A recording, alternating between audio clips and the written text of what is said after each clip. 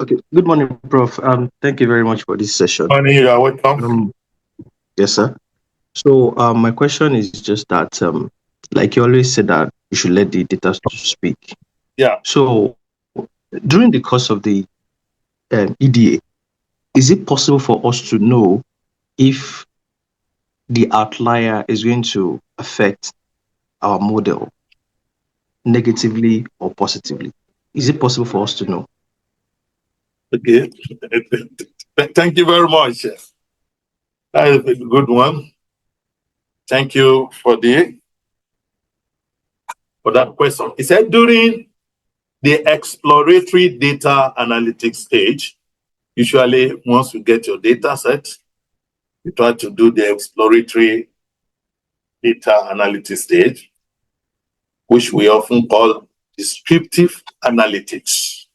We call it descriptive analytics. We have different type of analytics. We have descriptive analytics. We have prescriptive analytics. We have diagnostic analytics. And then we have predictive analytics. Predictive analytics is very common because it make it possible for us to have an idea of what may happen in the future. It is trying to extrapolate to possible business interests and decisions that we may have to be taken to avoid late coming. However, while doing the descriptive analytics, we do a lot of statistical analysis. Hopefully, one of these days we'll have opportunity to look into these different types of analytics we have and then how to go about them. However, once we do our exploratory data analysis, we can have some idea about the data. We can look into it, checking the mean, the median, the outliers, and then see how it goes. However, no matter it gives us some effect. For example, I want to know the male and female, how many male, how many females, there are how many values are greater than so number. We do a lot of analysis to let us get more detailed information about this data set.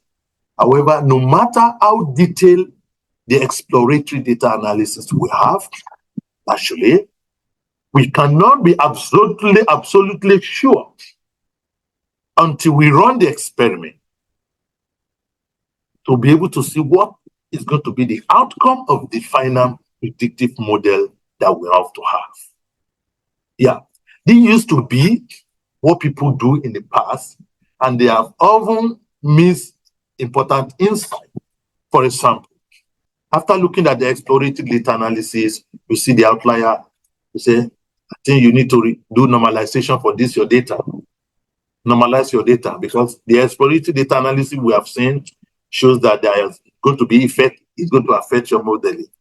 Then you normalize your data. Then you go ahead, after normalization, you now only model with the normalized data. That principle actually is not how we're supposed to do it. Once you make your data valid and available for modeling, let us run our modeling on the original data. That is the principle of letting the data speak. See what the original data, because the real world is going to be coming with original data. They are not going to be coming with all these doctored data set or mutilated data. Once you normalize data, normalization, we've discussed this in the past as an example. It has a lot of advantages, but we should resort back to it when there's need for it. Because I've had a case of people who did modeling, they spent a lot of time on the exploratory data analysis, and then they did the modeling. They were still yet not getting the expected result. Then it was brought to me, and I look at it. We have tried several modeling, hybrid, this and that. And that's okay. Can you show me the results of your modeling on the original data?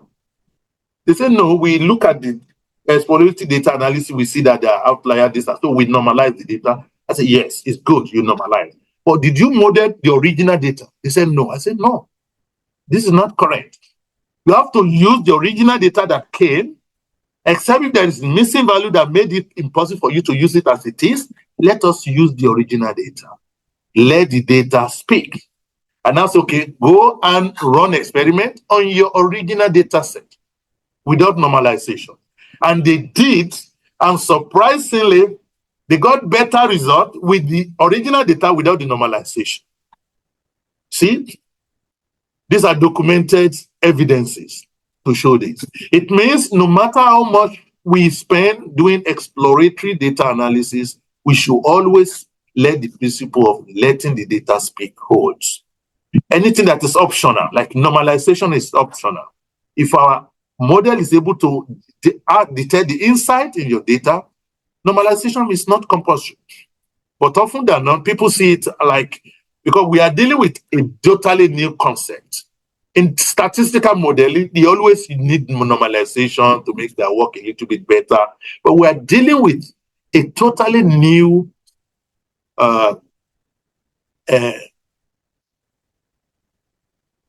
revolutionizing system in machine learning that brought something that we never envisaged before to the idea of data modeling.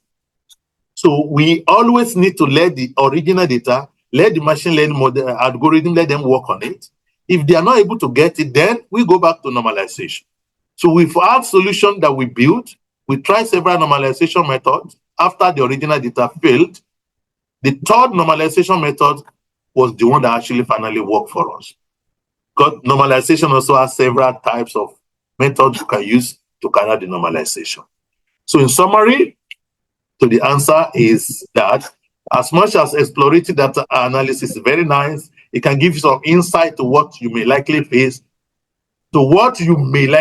but it's not a kind of a final verdict. We always let the data speak. Put the data into the modeling, let's see the outcome we can get. I hope that answers your question. Thank you very much. Yeah, it's very well, sir, Prof. Thank you very much, sir. Thank you. You're welcome.